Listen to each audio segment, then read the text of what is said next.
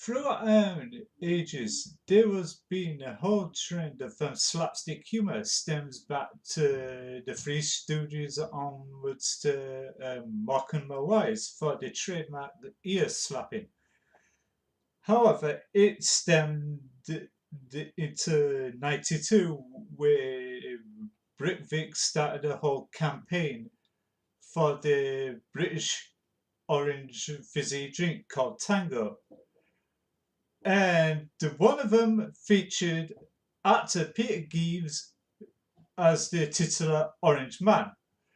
The side gag of the advert was he to appear from behind a post box, go up to an unsuspecting member of the public drinking the titular soft drink and slap him across the ears and run off.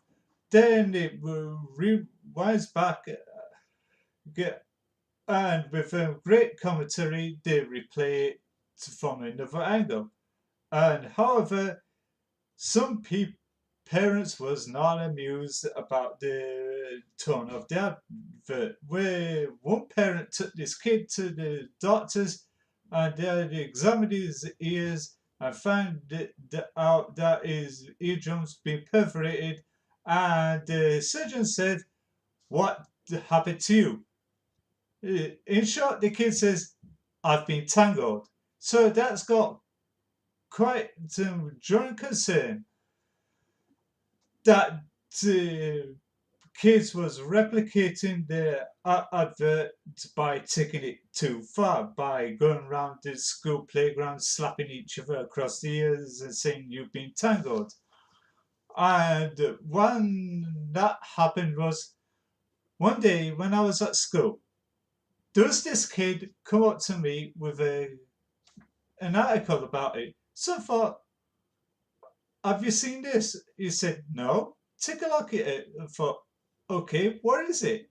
He says, there was this article about the advert and its copycat humour. So I took a look at it. So I thought, I need to run with this to the headmaster straight away. So the headmaster looked at it and said, where did you get this from?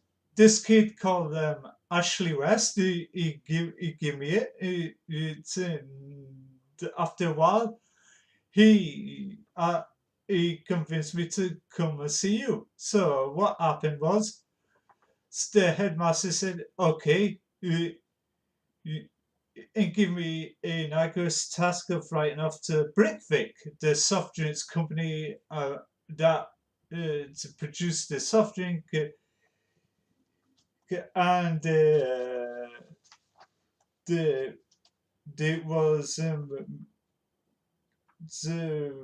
made by some advertising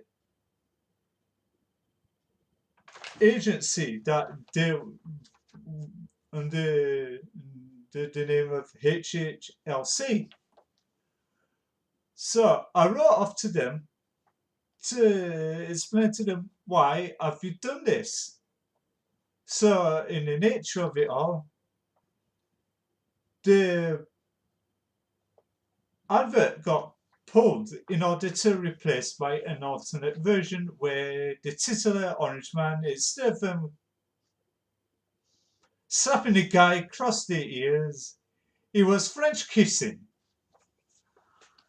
But did that quell the copycat humour?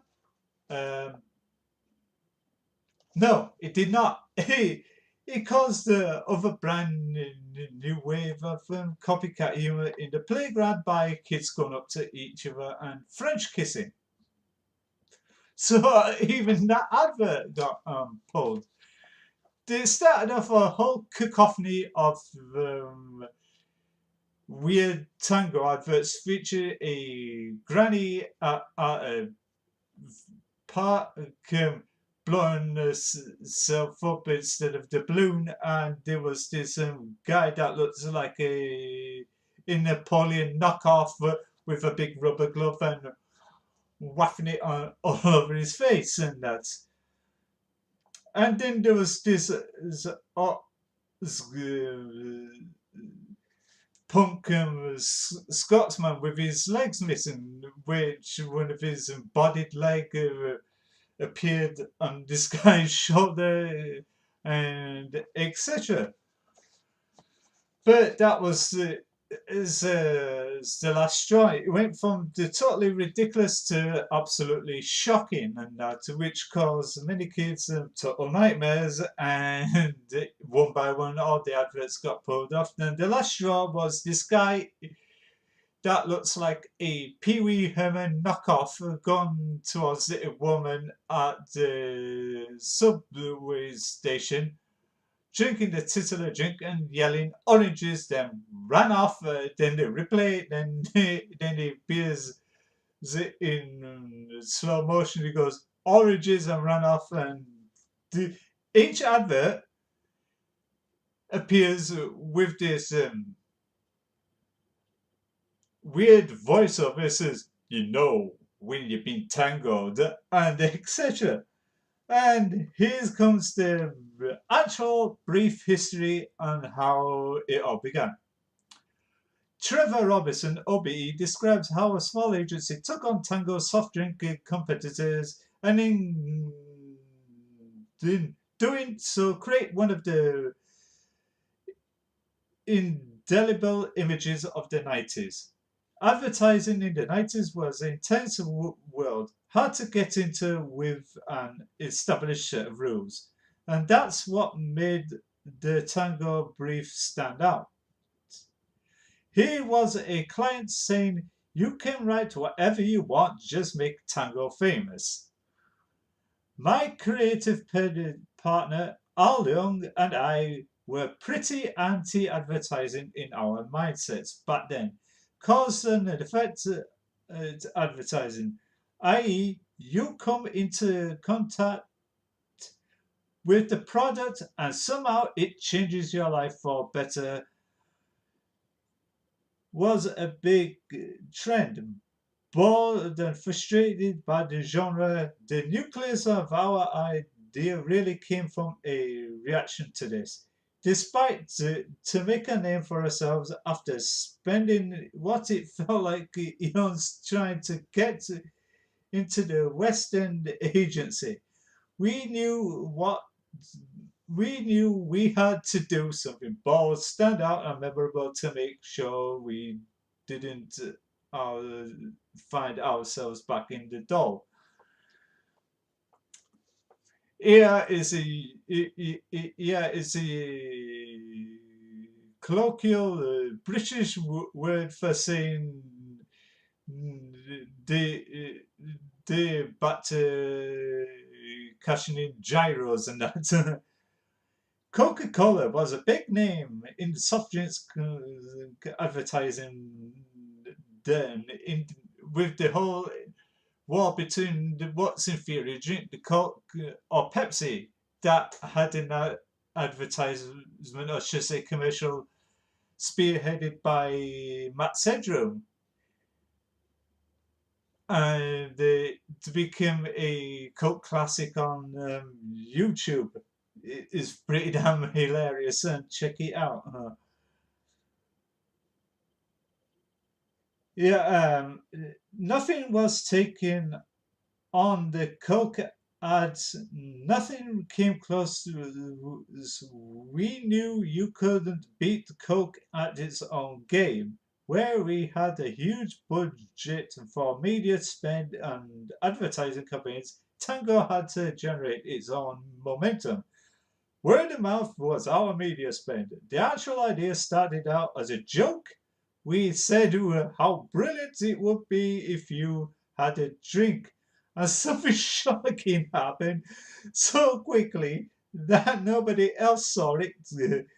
We also had an idea that it was only when commentators rewound the film in sports and fashion and with great commentary that you could see what had happened.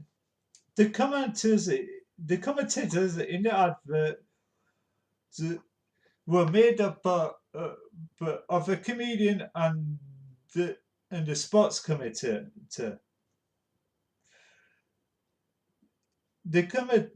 Continue. The commentators in the advert were actually from an idea what we had from another ad, but we decided to mash the two together. A cardinal sin in Adland. Ouch. We originally had American football commentators, but we were asked to make everything more British.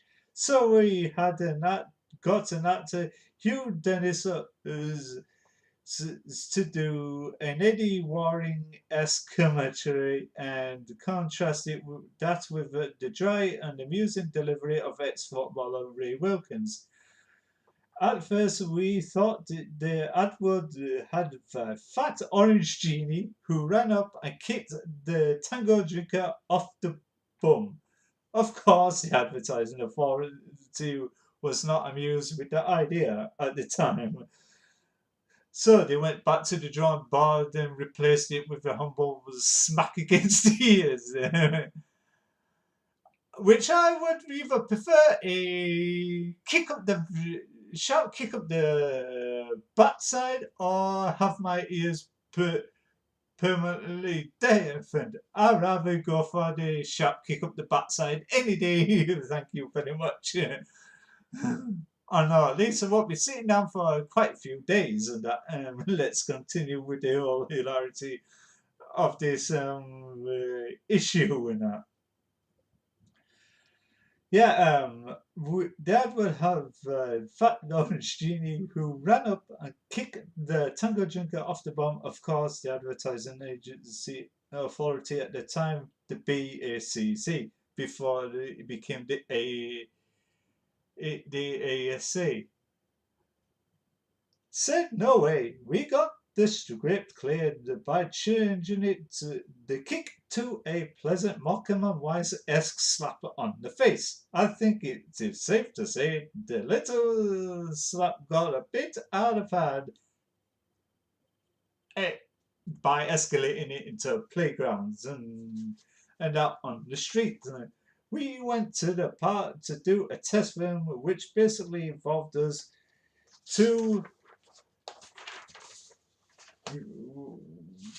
the two grown men mucking around and tangoing each other. As we messed around, we realized the little slap wasn't too powerful enough. So we exaggerated it. If you watch the ad, the Orangeman's arms got way back before he slaps the person in the face. We even got jazz performer Gil Scott Heron because of his deep, charismatic voice to do the when you've been tangled tagline at the end of the advert.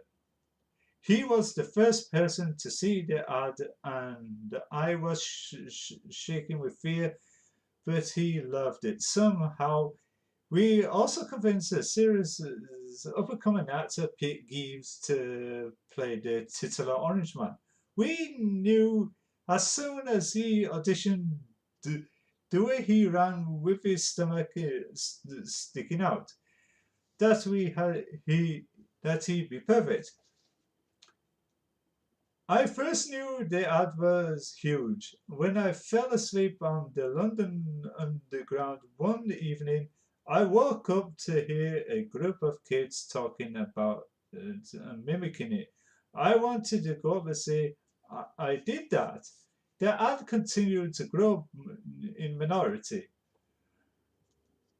I remember having a conversation with a doctor who complained that kids were tangoing each other at the cost of perforated eardrums. Naturally, it got banned, and we had to write a new version in which the Orangeman comes up and gives the tango drinker the big French kiss on the mouth.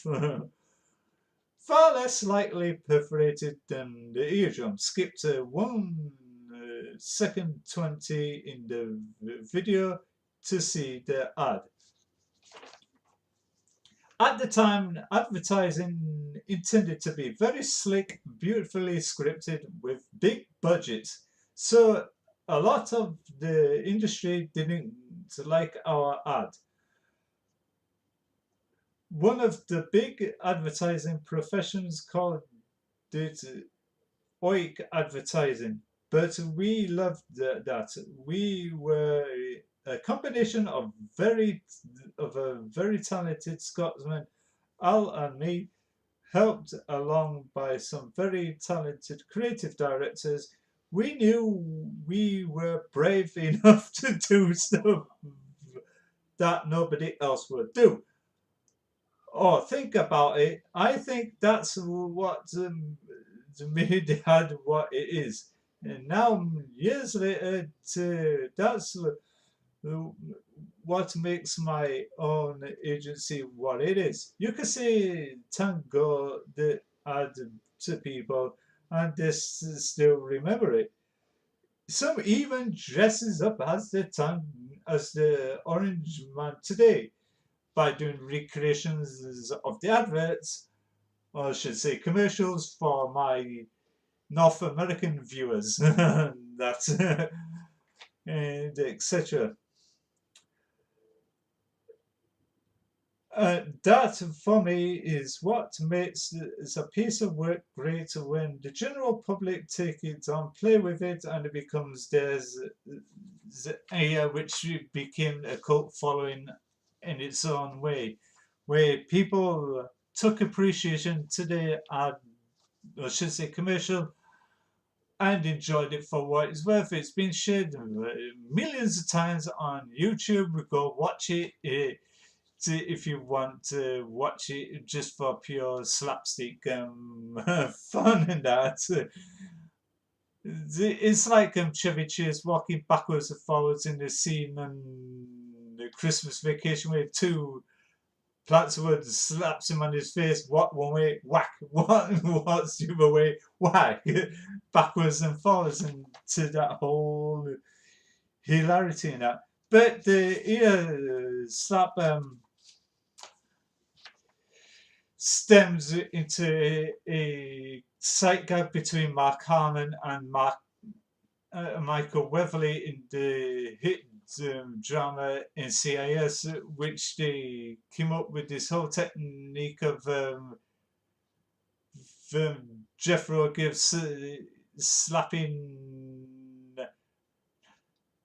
Anthony Dinozo instead behind the ears, it was behind the head,